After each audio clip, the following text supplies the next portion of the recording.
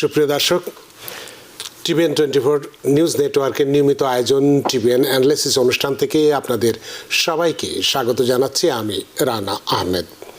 সুপ্রিয় দর্শক, আপনারা এই মুহূর্তে যারা ঘরে টেলিভিশন সেটের সামনে বসে এই অনুষ্ঠানটি দেখছেন কিংবা আর একটু পরে টেলিভিশন সেটের সামনে বসে আপনাদের এই প্রিয় অনুষ্ঠানটি উপভোগ করবেন, কিংবা এই মুহূর্তে যারা ফেসবুক লাইভে ঢুকেছেন অথবা আরেকটু পরে ফেসবুক লাইভে ঢুকবেন, কিংবা আরও পরে সময় সুযোগ মতো যারা ইউটিউবে অনুষ্ঠানটি দেখবেন তাদেরকেও আগাম স্বাগত জানিয়ে রাখি। সুপ্রিয় দর্শক, জানুয়ারি মাসের শেষ সপ্তাহে যে ট্যাক্স সিজন শুরু হয়েছিল দেখতে দেখতে প্রায় শেষ হতে চলেছে। মাত্র এক সপ্তাহ আর হাতের সময় আছে। আগামী 15 তারিখেই ট্যাক্স সিজন বা অথবা ট্যাক্স রিটার্ন দাখিল করার সময় শেষ হয়ে যাবে। সে কারণে আজকে আমরা ট্যাক্স বা আর্থিক বিষয়ে কথা বলবো। আজকে কথা বলবো আইআরএস কি ইমিগ্রেন্টদের ট্যাক্স তথ্য আইসকে দিতে সম্মত হয়েছে কিনা, এই বিষয়টি আজকে আমাদের মূল আলোচ্য বিষয় থাকবে। সেই সাথে আনডকুমেন্টেড ইমিগ্রেন্ট যারা আছেন তারা কি ট্যাক্স রিটার্ন জমা দেওয়া উচিত তাদের, সে বিষয়টি নিয়ে আলোচনায় থাকবে ট্যাক্স সম্পর্কিত কিছু আপডেট এবং ফাইলিং এক্সটেনশন বিবেচনা করার কারণগুলো কী কী আছে। সেই সাথে অতি গুরুত্বপূর্ণ আরেকটি বিষয় সিটিপ্যাপ, যেটি নিয়ে খুবই আলোচনা চলছে, তারও কিছু আপডেট আজকে আপনাদেরকে দেব। সুপ্রিয় দর্শক, এর বাইরেও আপনাদের ট্যাক্স বা আর্থিক বিষয়ে যদি কোনো প্রশ্ন থেকে থাকে সেই প্রশ্নগুলো করবার জন্য আমাদের টেলিভিশন স্ক্রিনে যে টেলিফোন নম্বরটি ভেসে উঠেছে তারপরেও আমি বলে দিচ্ছি 646-307-9828 এই নম্বরে ফোন করতে পারেন, কিংবা যাতে ফোন করতে একান্তই অসুবিধা হয় তারা ফেসবুকেও প্রশ্ন রাখতে পারেন। আমরা সবগুলো প্রশ্নের উত্তর দেওয়ার চেষ্টা করব। এবং ইত্যকার এই সমস্ত বিষয়ে আলোচনা করবার জন্য আমাদের স্টুডিওর সঙ্গে আজকে সংযুক্ত হয়েছে আমাদের সকলের প্রিয়জন, প্রিয় মানুষ, প্রিয় মুখ, প্রিয় অ্যাকাউন্ট্যান্ট জনাব Mohammad Chishti CPA MBA, president and CEO Chishti accounting and tax services এবং adjunct accounting lecturer city university of New York. জনাব মোহাম্মদ চিশতি, আপনাকে স্বাগত। অনেক ধন্যবাদ রানা ভাই, এবং অনেক ধন্যবাদ টিভিএন এর সকল দর্শকদের যারা এই প্রোগ্রামটা এখন লাইভে দেখছেন এবং পরবর্তীতে যারা রেকর্ডেড ভার্সন ফেসবুকে অথবা ইউটিউবে দেখবেন। আপনাকেও অসংখ্য ধন্যবাদ যে এই ব্যস্ততার মধ্যে আমাদের সাথে সংযুক্ত হয়েছেন। এবং প্রথমেই আপনার সাথে যে বিষয়টি নিয়ে কথা বলতে চাই, মূল আলোচনার আগে সিডিপ্যাপ নিয়ে, যেহেতু আমরা বলেছি যে এটি একটু চর্চিত বিষয়, সুতরাং এটি নিয়ে কিছু আপডেট আপনার কাছে আছে। আমরা জানি গত শুক্রবারে একটি আদালত একটি আদেশ দিয়েছে, আদেশই বলা যায় দিয়েছে, তারপরেও আজকেও বিকেল 5টায় একটি আদেশ হওয়ার কথা ছিল, কিন্তু এটির একটা সমঝোতা করার প্রক্রিয়া চলছে। হয়তো সেটি আপনার কাছে এই সম্পর্কিত আপডেট আছে। সুতরাং এই সিটিপ্যাপ নিয়ে যেটুকু আপডেট আপনার কাছে আছে সেটুকু আমরা জানতে চাই, কারণ অনেকে এই বিষয়টি নিয়ে খুবই কনসার্ন এবং তারা এটি নিয়ে দুশ্চিন্তার মধ্যে আছে। জনাব মোহাম্মদ চিশতি। জি, অনেক ধন্যবাদ। আচ্ছা, তো সিটিপ্যাপের যে ব্যাপারটা সেটা যেটা আপনি বললেন যে গত সপ্তাহে একটা ইনজাংশন জারি করা হয়েছিল 4 তারিখে, যে যেই আপনার সিটিপ্যাপে যারা অলরেডি PPL এ ট্রান্সফার হয়ে গিয়েছে, রাইট, এবং যারা এখনো PPL এ ট্রান্সফার করতে পারে নাই, হ্যাঁ, তাদেরকে যাতে আপনার এক্সিস্টিং এজেন্সি যারা আছে তারা যাতে স্টিল কন্টিনিউয়াসলি পে করতে পারে। বাট এখন যে ব্যাপারটা হচ্ছে, গত এপ্রিলের 1 তারিখ থেকে এখনো পর্যন্ত কিন্তু সবাই কনফিউশনের মধ্যে আছে তাদেরকে কারা পে করবে। তো আমার হোম কেয়ার ক্লায়েন্ট যারা আসছে তারা আমাকে বলতেছে যে তাদের যারা PPL এর বা সিডিপ্যাপের যারা পেশেন্ট আছে বা কেয়ার রিসিভার আছে বা কেয়ার প্রোভাইডার আছে তারা স্টিল ক্লক ইন করতেছে, বাট এজেন্সিগুলো কিন্তু এখনো জানে না যে তাদেরকে তারা পে করতে পারবে কি বা পারবে না। কারণ যদি আপনার ইন্স্যুরেন্স থেকে যদি তাদেরকে পে না করা হয় এজেন্সিগুলোকে, তারা কিন্তু পে করতে পারবে না। তো আজকে আসলে বাই মিডনাইট তাদেরকে একটা সমঝোতার বা রিপোর্ট সাবমিট করার যে কথা বলা হয়েছে, যে স্ট্যাটাস আপডেট যেটা সাবমিট করতে হবে বাই মিডনাইট। তো এখনো পর্যন্ত ওই যে স্ট্যাটাস যে আপডেটটা বাই মিডনাইট অন টুইসডের মধ্যে সাবমিট করার কথা আজকে, সেটার কোনো আপডেট এখনো পর্যন্ত আসে নাই। বাট মোস্ট লাইকলি কালকের মধ্যে বা আজকে মিডনাইটের পরে আমরা জানতে পারবো যে দুই পার্টি অ্যাকচুয়ালি আপনার কি এই সমঝোতাটা তাহলে কার সাথে, দুই পার্টি যে বললেন, এই দুই পার্টি বা সমঝোতাটা কাদের সাথে, কার হবে? Parties involved CDPAP transition to single fiscal intermediary PPL আপনার হচ্ছে বেসিক্যালি যে হোম কেয়ার এজেন্সিস গুলা এবং PPL, ঠিক আছে, CDPAP প্রোগ্রামটা যারা প্রোভাইড করবে আর কি। এখন যে PPL তো প্রোভাইড করার জন্য যে কন্ট্রাক্টটা পেয়েছে আপনার নিউ ইয়র্ক স্টেট থেকে, তো ওই দুই পার্টির মধ্যে একটা সমঝোতা চলছে, যেটা তারা আপনার বাই মিডনাইট কোর্টের মধ্যে তারা তাদের স্ট্যাটাস আপডেটটা দিতে হবে, যেটার মধ্যে কি সমঝোতার মাধ্যমে কোন ডিসিশন ওনারা উপনীত হয়েছে আর কি। তো ওই জন্য আমরা আরো একটু ওয়েট করতে হবে, বাই মিডনাইট সাবমিট করার কথা আজকে। তো এখনো পর্যন্ত কোনো decision I didn't see any update as of now. তো ইতোমধ্যে তো যতটুকু আমরা জানি যে প্রায় 80% উপরে মানুষ পিপিএলের সঙ্গে রেজিস্ট্রেশন করে ফেলেছে বা তারও বেশি সম্ভবত। তাহলে সেক্ষেত্রে যারা করেন অল্প কিছু হয়তো পার্সেন্টেজ আছে যারা হয়তো এখনও রেজিস্ট্রেশন করেনি, তো যারা ইতিমধ্যে পিপিএলের সাথে রেজিস্ট্রেশন করেছে তাদের তো আর অন্য জায়গায় বা ফেরত যাওয়ার কোনো সুযোগ আর নেই, নাকি কি অবস্থায় হতে পারে? তাদেরকে মোস্ট লাইকলি ফিরে আসার কোনো সুযোগ দেওয়া হবে না, বা তাদেরকে ফিরে আসতে হবে না, কারণ পিপিএল কে মেক শিওর করবে পিপিএল যাতে অন টাইমলি পেমেন্ট করতে পারে ওদেরকে, এবং তাদের যে কিছু সীমাবদ্ধতা আছে, যেটা হচ্ছে যে এতগুলা পেশেন্ট একসাথে এনরোল করা, তাদের পেরুল প্রসেস করা within short period of time, তাদেরকে মেক শিওর করা যাতে প্রপারলি কোনো পেরুল মিস ছাড়া, মানে কোনো পেরুল মিসিং না করে যাতে ওরা পেমেন্টটা প্রপারলি পায়, ওই ব্যাপারগুলো মেক শিওর করবে যে যাতে পিপিএল যাতে প্রপারলি করতে পারে। তো আমি যে আরেকটা নিউজও দেখতেছিলাম যে কোর্ট থেকে বলতেছে বাই থার্সডে তারা পেরোল প্রসেস করতে হবে, পেমেন্ট দিতে হবে ভাই এই থার্সডে থেকে। তো ওইটা যাতে মেক শিওর করতে পারে পিপিএল, এবং পিপিএল এর যে লগ ইন ক্লক আউট যে সিস্টেমটা ইউজ করতেছে, ওই সিস্টেমটার জন্য অনেকের কমপ্লেন আছে, যেটা প্রপারলি হয়তো ডেটাগুলো শেয়ার করতে পারতেছে না। তো ওইগুলা তারা স্ট্রিমলাইন করতে হবে, এবং ওই কোনো ধরনের প্রবলেম যদি থেকে থাকে, যেগুলো আছে অলরেডি আমরা নিউজে দেখতেছি, ওইগুলা তারা ফিক্স করতে হবে by then or soon as possible. তো যেটা what I understand from the injunction and the news, যে যারা অলরেডি চলে গিয়েছে পিপিএল তাদের পেরোল প্রসেস করবে এবং তাদেরকে পে করবে, আর যারা অলরেডি এখনো যেতে পারে নাই বিভিন্ন জটিলতার কারণে বা অল্প সময় দেওয়ার কারণে, অত বেশি সময় না দেওয়ার কারণে, তাদেরকে আরো হয়তো একটা এক্সটেন্ডেড টাইম দেওয়া হবে, যে ওই টাইম পিরিয়ডের মধ্যে তোমরা যদি যেতে চাও, ট্রান্সফার করতে চাও, you can transfer to PPL. তার মানে যেটা এর আগে বলা হয়েছিল 31শে মার্চের মধ্যে সবাইকে রেজিস্ট্রেশন করতে হবে, তার মানে যারা করেনি তাদের সেবা বন্ধ হওয়ার আর কোনো আশঙ্কাও নেই। এখানে ব্যাপারটা হচ্ছে কি রানা ভাই, যে এজেন্সিগুলা যারা আছে, হোম কেয়ার এজেন্সি, তাদের কিন্তু এখন আর অথরাইজেশনটা নাই পে করার জন্য এপ্রিল 1 তারিখ থেকে।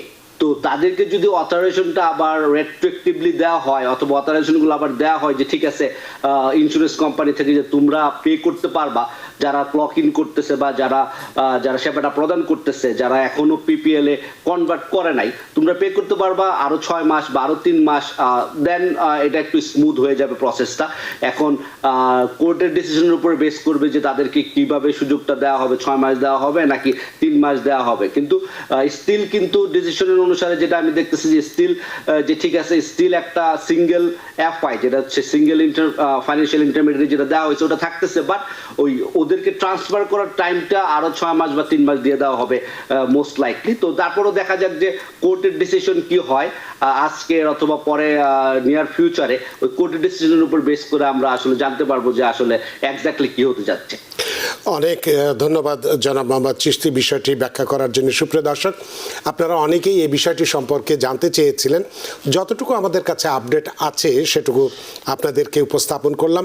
বাকিটা আশা করি যেটা বলা হলো যে আগামীকাল বা 2-1 দিনের মধ্যেই হয়তো বিষয়টি সম্পূর্ণভাবে পরিষ্কার হয়ে যাবে, কোথায় কি ঘটছে না হচ্ছে বা কি হতে যাচ্ছে। সেটা হলে নিশ্চয়ই আমরা আপনাদেরকে সেই আপডেটটি আবার দেব। আপনার ইনফরমেশনের জন্য অনেক ধন্যবাদ জনাব মোহাম্মদ চিশতি। এবারে আমরা একটু মূল আলোচনায় আসতে চাই। আইআরএস এবং আইএস, এই যে দুটো সংস্থা, সরকারের দুটো সংস্থাই, আইএস ইতোমধ্যে আমরা দেখেছি যে আইআরএস এর কাছে ইমিগ্রেন্ট যারা আছে, বিশেষ করে অবৈধ ইমিগ্রেন্টদের কাছ থেকে তাদের ট্যাক্স ইনফরমেশনগুলো চেয়েছে। তো এক্ষেত্রে আমরা দেখেছি যে আপনার কাছে যে প্রশ্নটি আমি করতে চাই, যে ইমিগ্রেন্ট যেটা বললাম যে আনডকুমেন্টেড যারা ইমিগ্রেন্ট রয়েছে বা তাদের তথ্য শেয়ার করতে আইএস থেকে যে আইআরএসকে নির্দেশনা দেওয়া হয়েছিল, সে বিষয়ে আইআরএস কি সম্মত হয়েছে এই তথ্য দিতে। এক, দুই হচ্ছে যে ট্যাক্স তথ্যটা তো খুবই গোপনীয় বিষয় বলে আমরা জানি, যেটা section 6103 of the internal revenue code অনুযায়ী আইআরএস অন্য কোনো সংস্থাকে, বিশেষ করে আইএসের কথাই আমরা বলছি, সরাসরি শেয়ার করতে পারে কি না। তাহলে যদি না পেরে থাকে তাহলে এই চাপটা কেন দেওয়া হচ্ছে, বা প্রকৃতপক্ষে আসল বাস্তবতাটা কি, এই বিষয়টি নিয়ে আপনার কাছে একটু জানতে চাই জনাব মোহাম্মদ চিশতি। অনেক ধন্যবাদ রানা ভাই। এটা আসলে একটা খুবই গুরুত্বপূর্ণ ম্যাটার। আমিও কয়েকটা কল পেয়েছি রিসেন্টলি কয়েকদিনের মধ্যে, যে যারা আইটেন নাম্বার দিয়ে, যাদের আনডকুমেন্টেড ইমিগ্রেন্ট যারা আছে, তো তারা কিন্তু ট্যাক্স ফাইল করে প্রতি বছরই, এবং আমরা দেখছি ট্রাম্প অ্যাডমিনিস্ট্রেশন রিপিটেডলি আইআরএস কে নোটিশ পাঠাচ্ছে বা আইআরএস কে প্রেশারাইজ করতেছে আনডকুমেন্টেড ইমিগ্রেন্টদের ইনফরমেশন তাদেরকে রিলিজ করার জন্য। তো অ্যাজ অফ নাও যে ইনফরমেশনটা আমরা জানি যে আইআরএস কিন্তু strict non disclosure law follow করে, বাট আইআরএস কে যেভাবে ট্রাম্প অ্যাডমিনিস্ট্রেশন করতে প্রেশারাইজ করতেছে, আজকে একটা নিউজ যেটা হয়েছে যে আইআরএস এবং আপনার হোমল্যান্ড সিকিউরিটি একটা সমঝোতার মাধ্যমে আসছে যে তারা কিছু ইনফরমেশন আইআরএস কে মানে আইস কে অথবা ইউএসসিএস কে প্রোভাইড করবে। তো এখন আইস অথবা অন্য কোনো অথরিটিকে আইআরএস ইনফরমেশন দিবে না, আইআরএস অন্য কোনো এজেন্সিকে আইআরএস ইনফরমেশন দিবে না ট্যাক্স পেয়ারদের। সেটাই অ্যাকচুয়ালি স্ট্রিক্ট ল এখনো পর্যন্ত ছিল, যেটা গতকালকে পর্যন্ত যতটুকু আমরা জানি। বাট কোর্টের অর্ডার ছাড়া আইআরএস এর আসলে ইনফরমেশন রিলিজ করার কোনো অথরিটি ছিল না।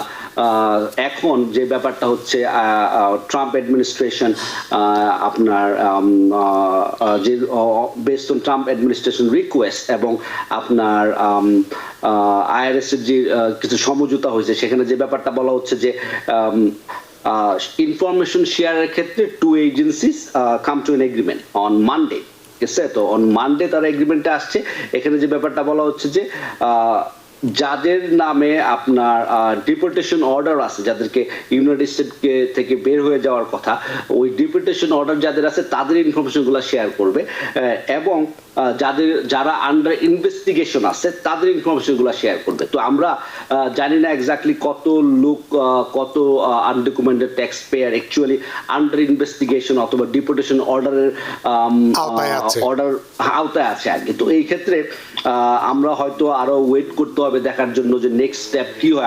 আমি হয়তো গেস করতে পারি, বা based on my knowledge I can think that definitely IRS বা অন্য কোনো এজেন্সি বা যারা আইআরএস এর যারা অ্যাডভোকেসি গ্রুপ আছে, যারা কাজ করে আপনার ইন্ডিভিজুয়ালদের ট্যাক্স ইনফরমেশন সিকিউরিটির ক্ষেত্রে, তারা ডেফিনেটলি হয়তো এটার এগেইনস্ট হয়তো আপিল করবে বা অন্য কোনো কোর্ট অর্ডার আসতে পারে। But as of now IRS এবং আপনার ইউএসসিআইএস বা আইস যারাই বলি আমরা, তারা একটা সমঝোতার মাধ্যমে আসছে। কিছু ইনফরমেশন যেগুলো হচ্ছে যাদের নাম অলরেডি ডিপোর্টেশন অর্ডার আসছে অথবা যারা আন্ডার ইনভেস্টিগেশন, তাদের ইনফরমেশন গুলো আইআরএস আইসির সাথে শেয়ার করবে। অনেক ধন্যবাদ। এই বিষয়ে আরো কিছু প্রশ্ন আমার কাছে আছে, তবে একজন দর্শক অনেকক্ষণ ধরে অপেক্ষা করছেন, তার প্রশ্নটি নিয়ে নেই। সুপ্রিয় দর্শক কে আছেন টেলিফোনে, দয়া করে নাম পরিচয় দিয়ে আপনার প্রশ্নটি করুন। হ্যালো, আসসালামু আলাইকুম। ওয়ালাইকুম আসসালাম। আমি হোম কেয়ার সম্বন্ধে একটা কোয়েশ্চেন করতে চাই। জি করুন। আচ্ছা, আমার ওয়াইফ হোম কেয়ার করেন ওনার মার জন্য। তো উনি আজকে ক্লকিং করছেন ওই ওদের এজেন্সির নাম্বারে, বুঝছেন, আগের মতো করতেছিলেন।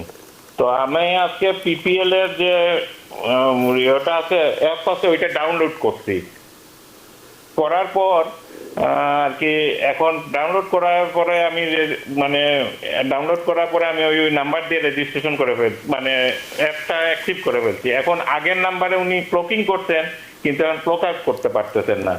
এটা কি করা যায়?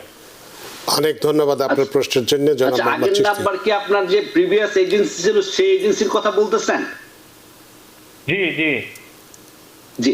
আচ্ছা, তো আপনার যদি আপনি অলরেডি পিপিএল এ ট্রান্সফার করে থাকেন, যেহেতু আপনি যেহেতু আপনি পিপিএল এর অ্যাপস ডাউনলোড করছেন, ওখানে আপনার অ্যাকাউন্ট আছে, তো মোস্ট লাইকলি আমরা ধরে নিচ্ছি যে আপনি অলরেডি পিপিএল এ রেজিস্টার্ড করে ফেলেছেন। তো পিপিএল এ রেজিস্টার করে ফেললে আপনাকে আপনার যে প্রিভিয়াস এজেন্সি সে তো আপনাকে পে করতে পারতেছে না, আর আপনার কেস অলরেডি ট্রান্সফার হয়ে গেছে পিপিএল এর কাছে। তো আপনি পিপিএল ই ক্লক ইন করবেন, ক্লক আউট করবেন, পিপিএল ই আপনাকে পে করবে। তো কোর্টের ডিসিশন যেগুলো হচ্ছে আমার মনে হয় যে রেট্রোঅ্যাক্টিভলি ওরা একটা পে করবে। কোর্ট যদি ডিসিশন দেয়, কোর্ট মোস্ট লাইকলি আপনাদের কোনো লস হোক সেটা কোর্ট চাবে না, আপনারা পেমেন্ট না পান সেটা কোর্ট চাবে না। কোর্ট মোস্ট লাইকলি ডিসিশন দিলে রেট্রোঅ্যাক্টিভলি দিবে, ইন্স্যুরেন্স কোম্পানিকে মোস্ট লাইকলি বাধ্য করবে আপনাদেরকে রেগুলার যে আওয়ারলি আপনারা পাইতেন ওই আওয়ারটা আপনাদেরকে পে করতে।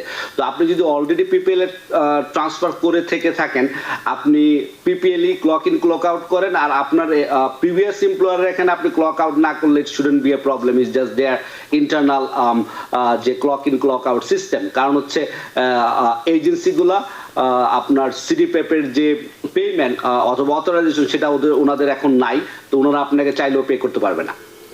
অনেক ধন্যবাদ প্রিয় দর্শক আপনার প্রশ্নের জন্য। আশা করি প্রশ্নের উত্তর পেয়েছেন। সুপ্রিয় দর্শক, কে আছেন টেলিফোনে, দয়া করে নাম পরিচয় বলে আপনার প্রশ্নটি করুন।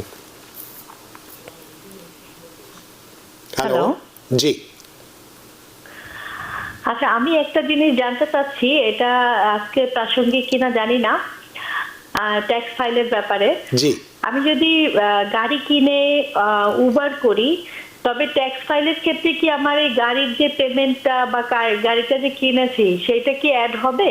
আমি এটা একটু জানতে চাচ্ছি, প্লিজ। অনেক ধন্যবাদ আপনার প্রশ্নের জন্য মোহাম্মদ চিশতি। জি, অনেক ধন্যবাদ। হ্যাঁ, আপনি যদি উবার করেন ডেফিনেটলি আপনার গাড়ির যে এক্সপেন্স সেগুলো আপনি দেখাইতে পারবেন।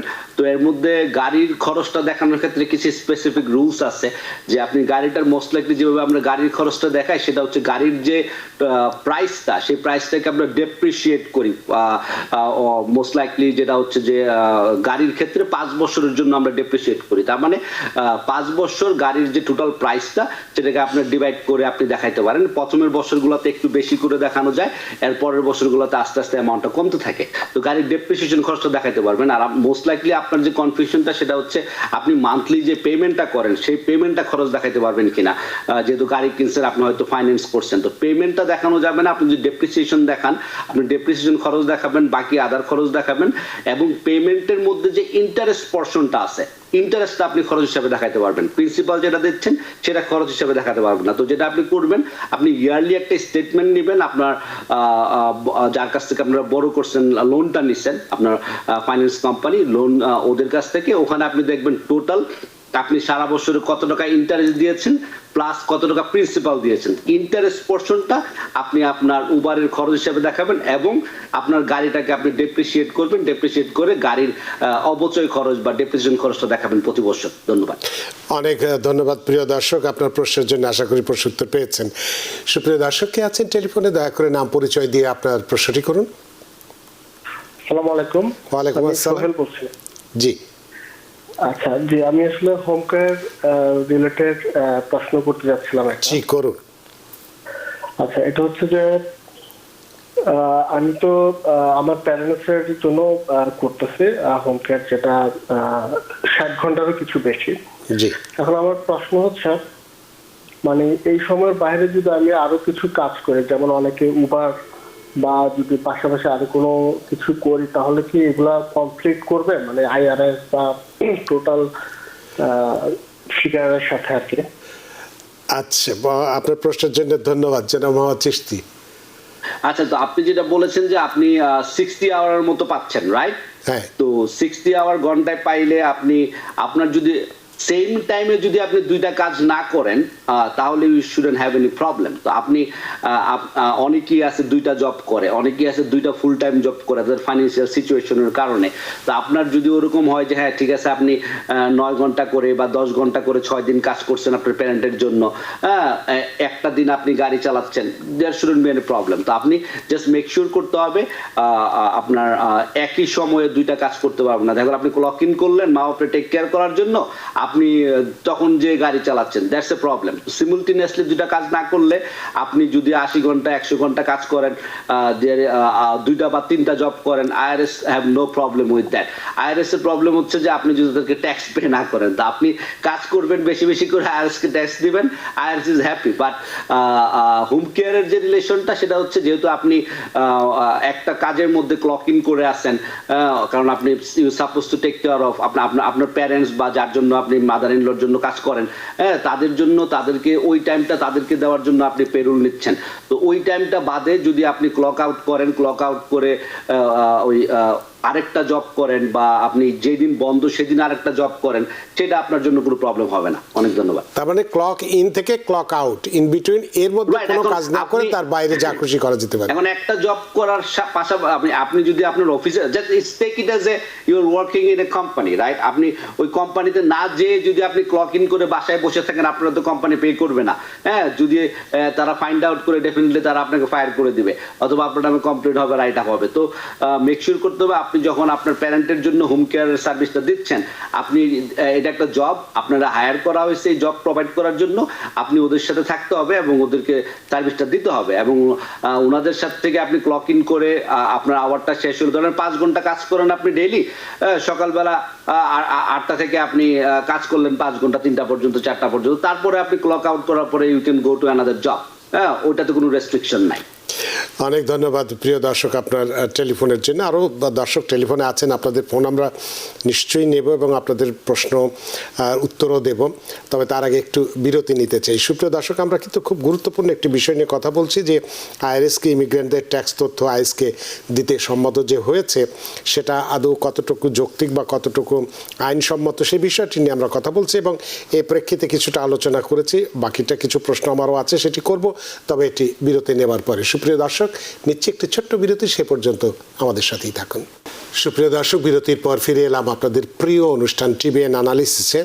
আজকের অতিথি জনাব Mohammad Chishti, CPA, MBA, president এবং সিইও, চিশতি অ্যাকাউন্টিং এবং ট্যাক্স সার্ভিসেস এবং adjunct accounting lecturer, city university of New York, এবং আপনাদের সাথে রয়েছে আমি রানা আহমেদ।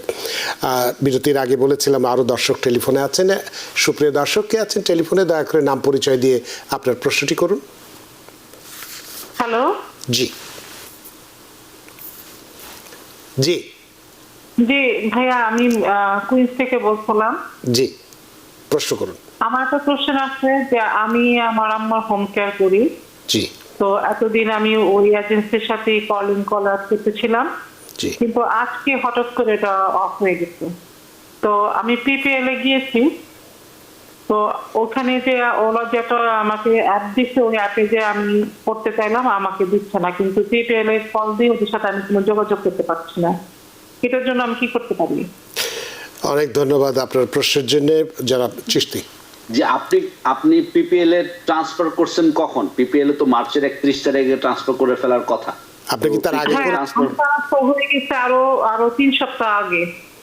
ওকে ওকে, তাহলে আপনি পিপিএল এ ট্রাই করেন যোগাযোগ করার জন্য। এইটা আরেকটা ইস্যু যেটা আসলে লসুটের মধ্যে, যেটার মধ্যে আসছে, যে পিপিএল এর সাথে যোগাযোগ করাটা একটু টাফ হয়ে গিয়েছে, কারণ এই 200,000 প্লাস মানুষজনকে একসাথে একটা কোম্পানি থেকে সার্ভিস দেওয়া is really really difficult task, right?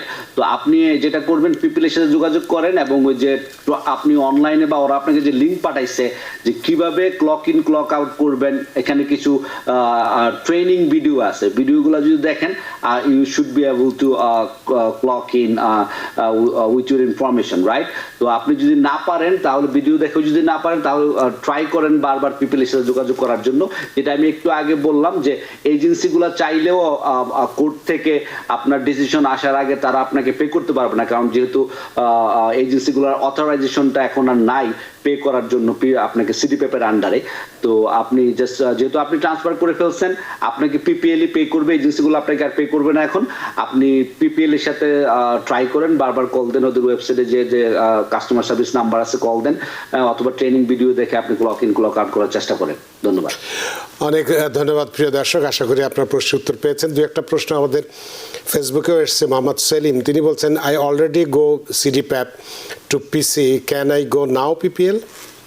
এ ব্যাপারে আপনার কি পরামর্শ? আচ্ছা, কেউ যদি পিসিএ তে যেয়ে থাকে, তা ওনারাও যেতে পারবে, বাট এখন তো ইটস রাশ টাইম। তো আপনি ডেফিনেটলি যদি পিসিএতে কনভার্ট করে থাকেন, আপনি যদি পিসিএতে না কাজ করতে চান, আপনি পিসিএতে কাজ না করেন, তাহলে আপনি সিডিপিএপে কনভার্ট করতে পারবেন এবং আপনি পিপিএল এ যেতে পারবেন। But it's gonna be another process. আপনি পিপিএল এর সাথে যোগাযোগ করেন, they will let you know. অথবা পিপিএল এর যেই আপনার ফ্যাসিলিটেটর গুলো আছে, তো ফ্যাসিলিটেটর গুলো ওরা আবার ইনক্রিজ করছে, কতগুলো নতুন ফ্যাসিলিটেটর ওনারা অ্যাড করতেছে। তো ওনাদের সাথে যদি আপনারা যোগাযোগ করেন, তারা আপনাদেরকে ডেফিনেটলি গাইড করতে পারবে পিপিএল এ বা আপনার সিডিপিএপে ব্যাক করার জন্য। অনেক ধন্যবাদ মোহাম্মদ সেলিম আপনার প্রশ্নের জন্য। তো আমরা যে বিষয়টি নিয়ে কথা বলছিলাম এখানে মূল বিষয় একটু আলোচনা করি। সেটি হচ্ছে যে আপনি বললেন যে আইএসের সাথে আইআরএস এর একটা চুক্তি বা সমঝোতা হয়েছে এবং সেখানে আমরা দেখছি যে আইএস চূড়ান্ত বহিষ্কার আদেশপ্রাপ্ত, কিন্তু এখনও যুক্তরাষ্ট্রে অবস্থানরত ব্যক্তিদের ট্যাক্স তথ্যের জন্য আইআরএসও অনুরোধ করতে পারবে। এবং এর প্রেক্ষিতে এই চুক্তি যখন হয়েছে, পরবর্তীতে আমরা দেখছি যে অভ্যন্তরীণ নেতৃত্ব পরিবর্তন এসছে এবং অ্যাক্টিং কমিশনার মেলানি ক্রাউস এই চুক্তির পরে পদত্যাগও করেছেন। তাহলে এক্ষেত্রে প্রশ্নটি হচ্ছে যে আমেরিকায় অনথিভুক্ত যেটা আনডকুমেন্টেড ইমিগ্রেন্ট আছে, অনেকেই আছেন, তারা কি তাহলে ট্যাক্স রিটার্ন তাদের জমা দেওয়াটা উচিত হবে বা তারা কি করবেন? আচ্ছা, this is a very very good question. It's a critical situation, right? তো যারা আনডকুমেন্টেড আছে, তো বেসিক্যালি ধরে নেওয়া হয় অথবা অ্যাজ পার দ্য স্ট্যাটিস্টিক্স যে আপনার 50 থেকে 75% আনডকুমেন্টেড ইমিগ্রেন্ট তারা কিন্তু ট্যাক্স ফাইল করেন প্রতি বছর, এবং সেই ট্যাক্স ফাইলের যে অ্যামাউন্টটা তারা কিন্তু হিউজ পরিমাণ ট্যাক্স আইআরএস কে প্রতি বছর দেয়। বেসড অন 2023 সালের ডেটা, আপনার 89 billion tax actually undocumented immigrant বা তাদের হাউসহোল্ড ইমিগ্রেন্ট হাউসহোল্ড যারা, তারা 89.8 বিলিয়ন, তার মানে অলমোস্ট 90 বিলিয়ন ট্যাক্স দিয়েছে আপনার ইউএসএ তে, রাইট? আনডকুমেন্টেড। এর মধ্যে আইআরএস কে দিয়েছে 58 বিলিয়ন এবং স্টেট এবং সিটি কে দিয়েছে, বা লোকাল ট্যাক্স যেটাই বলি, স্টেট এবং লোকাল ট্যাক্স দিয়েছে আপনার 33.9, অলমোস্ট $40 বিলিয়ন। তো আনডকুমেন্টেড ইমিগ্রেন্টদের যে ট্যাক্স দিচ্ছে অ্যামাউন্টটা কিন্তু হিউজ।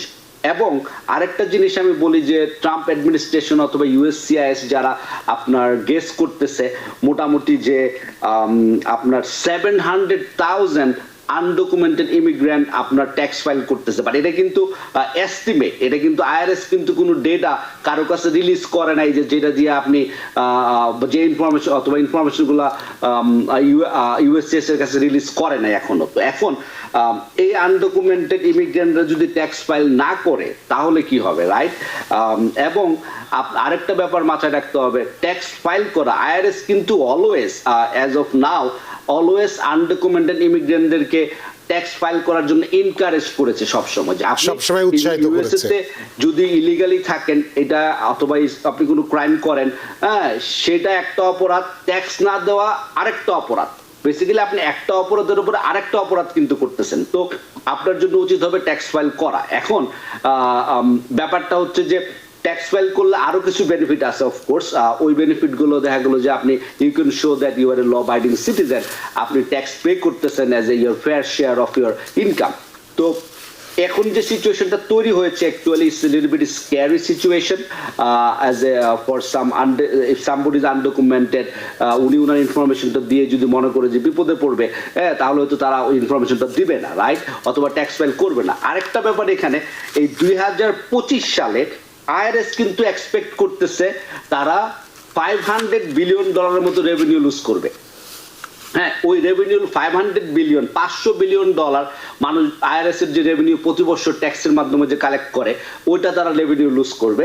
কারণ ট্রাম্পের কিছু সাপোর্টার অথবা যারা চিন্তা করতেছে যে তারা ট্যাক্স ফাইল করবে না, তারা ট্যাক্স দিতে হয়, তারা ট্যাক্স ফাইল করবে না। কারণ ডোজ আমরা জানি ইতিমধ্যে অ্যানাউন্স করেছে যে আইআরএস এর যে ওভার স্পেন্ডিং সেটা তারা কাট করবে, এবং সেটা কাট করার জন্য আইআরএস এর যে সাইজ বা ক্যাপ এমপ্লয়ি বা যেটা বলেন পেরোল সাইজ, যেটা বলেন আইআরএস এর সাইজ করে 20% রিডিউস করবে বাই May 15। তো May 15 এর মধ্যে যদি আইআরএস রিডিউস করে, যারা ট্যাক্স ফাইল করতেছে না, তারা চিন্তা করতেছে যে আইআরএস যদি 20% মতো এমপ্লয়ি কাট করা হয়, রিডিউস করা হয়, তাহলে হয়তো তারা অডিটের চান্স থাকবে না, তাদেরকে অডিট করার জন্য আইআরএস এর এনাফ এবিলিটি থাকবে না বা লোকেবল থাকবে না। তো সেক্ষেত্রে আপনার ওনারা ট্যাক্স ফাইল করতেছে না। এই যে অ্যামাউন্টটা প্লাস আনডকুমেন্টেড ইমিগ্রেন্ট যারা আছে তারা যদি ট্যাক্স ফাইল না করে, এখানে কিন্তু অ্যানাদার $90 বিলিয়ন অ্যাড হচ্ছে। তো আইআরএস হিউজ একটা রেভিনিউ লসের মধ্যে পড়বে। তো আমরা আশা করতেছি আইআরএস অথবা ইউএসসিআইএস যে এক্সিস্টিং ল আছে সেটা তারা ফলো করবে এবং মানুষজনকে আসলে একটা ফিয়ারের মধ্যে রাখবে না যে আমি ট্যাক্স ফাইল করে আমি ল অ্যাবাইডিং সিটিজেন হিসাবে আমি ট্যাক্স এই দেশে থাকতেছি, যারা তারা ট্যাক্স ফাইল করে যদি ঝামেলার মধ্যে পড়ে তারা তো ট্যাক্স ফাইল করতে যাবে না। তো আইআরএস এর আমার মনে হয় প্রবাবলি আমরা অনেক কিছু দেখবো নেক্সটে যা কি হচ্ছে বা কি হতে যাচ্ছে।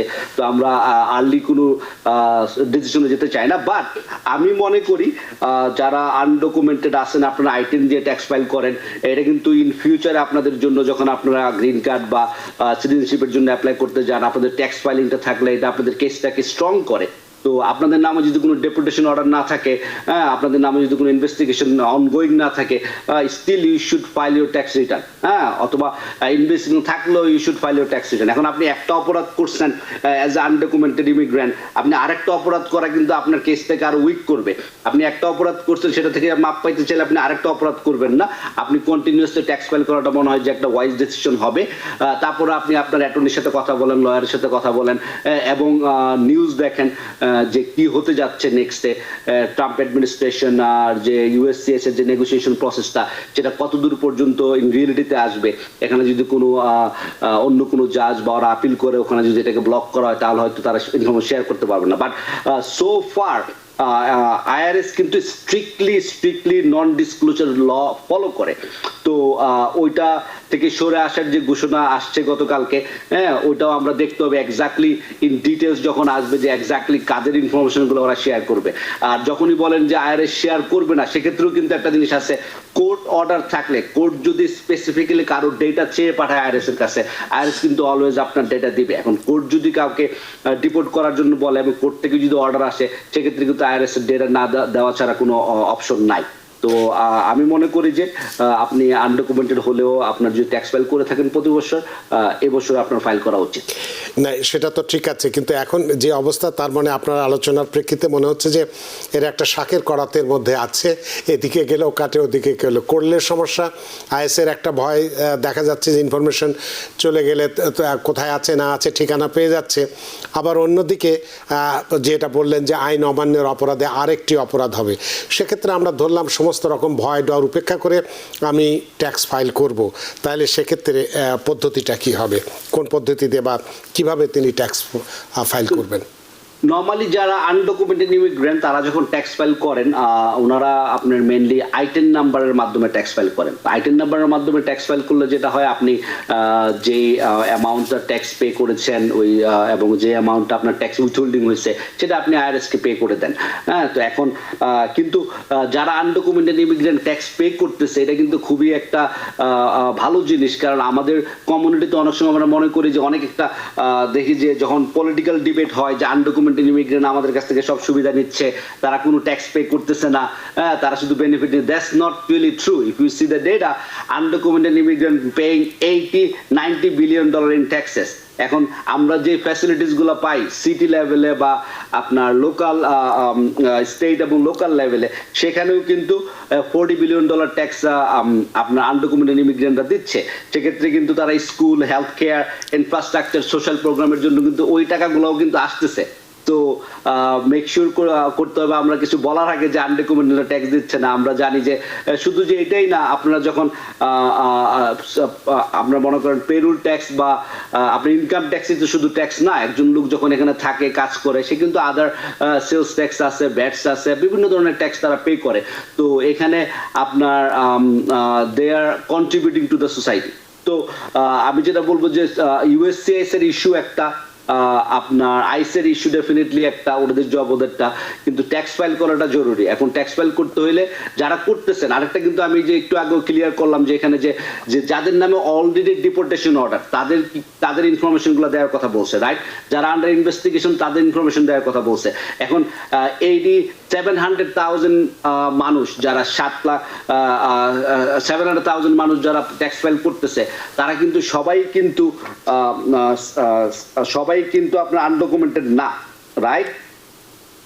সো সবাই কিন্তু আপনারই না, মানে ডেপুটেশন অর্ডার পাওয়া না, রাইট? তাদের নামে কোনো ইনভেস্টিগেশন চলতেছে ওরকম না। তাহলে আপনার যদি 700,000 মানুষ যদি ট্যাক্স ফাইল করে, হ্যাঁ, তাদের মধ্যে হয়তো মেজরিটি হয়তো তাদের নামে হয়তো ডেপুটেশন অর্ডার নাই, অথবা তাদের নামে হয়তো আপনার ইনভেস্টিগেশন নাই, তো তারাই স্টিল দে শুড ফাইল। এবং তাদের যদি কোনো সমস্যা, আর আমরা ডেফিনেটলি ফলো করতেছি নিউজ সেটার নেক্সট স্টেপে কোথায় যায়, আপনারাও ফলো করেন। ট্যাক্স ফাইলের ডেট আছে, ট্যাক্স ফাইল এক্সটেনশন নেওয়া যায়, যেটা আমি বললাম। আপনারা যদি ট্যাক্স ফাইল না করতে চান, ট্রাম্পের প্রবলেমগুলো যেহেতু হচ্ছে, তা আপনারা যেটা করতে পারেন, আপনারা এক্সটেনশন ফাইল করে রাখতে পারেন। April 15 is just 1 week. এর মধ্যে যদি কোনো ডিসিশন না আসে, তাহলে আপনারা যেটা করতে পারেন, ঠিক আছে, আপনি এখনো শিওর না ট্যাক্স ফাইল করবেন না করবেন, আপনি কিছু টাকা পে করে এক্সটেনশন ফাইল করে রেখে দিতে পারেন, না পরবর্তীতে আপনি 6 মাসের মধ্যে আপনি ফাইল করলেন, এর মধ্যে আপনার একটা সিদ্ধান্ত এর মধ্যে চলে আসবে। অনেক ধন্যবাদ জনাব মোহাম্মদ চিশতি। আসলে আরও আলোচনা আমরা করতে পারতাম, কিন্তু সময়ের দড়িতে বাধা, সময়ের সীমানা টপকানো কঠিন, তাই অনুষ্ঠান শেষ করতে হচ্ছে। আপনাকেও অনেক ব্যস্ততা উপেক্ষা করে আপনি আমাদের সাথে সংযুক্ত হয়েছেন এবং খুব গুরুত্বপূর্ণ বেশ কিছু বিষয় নিয়ে কথা বলেছেন। দর্শকদের প্রচুর টেলিফোনের জবাব দিয়েছেন বা তাদের প্রশ্নের উত্তর দিয়েছেন। সত্যি আমরা ঋদ্ধ, আমরা প্রাণিত। অনেক ধন্যবাদ রানা ভাই এবং টিভির সকল দর্শক যারা প্রোগ্রামটা এতক্ষণ দেখলেন। সবাই ভালো থাকবেন, সুস্থ থাকবেন।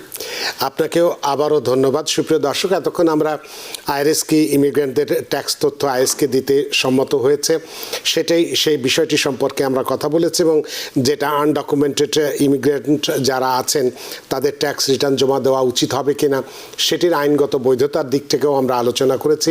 আশা করি আপনাদের আজকের অনুষ্ঠান যথেষ্ট ভালো লেগেছে। সুপ্রিয় দর্শক, যে যেখানেই থাকুন, ভালো থাকুন, সুস্থ থাকুন, নিরাপদে থাকুন টিভিএন 24 নিউজ নেটওয়ার্কের সাথেই। শুভরাত্রি। টিভিএন 24 টেলিভিশন দেখতে আজই কল করুন 7187776556। লগ ইন করুন www.totalcablebd.com। নিউ ইয়র্ক থেকে সম্প্রচারিত টিভিএন 24 টেলিভিশন বিশ্বজুড়ে বাঙালির কণ্ঠস্বর।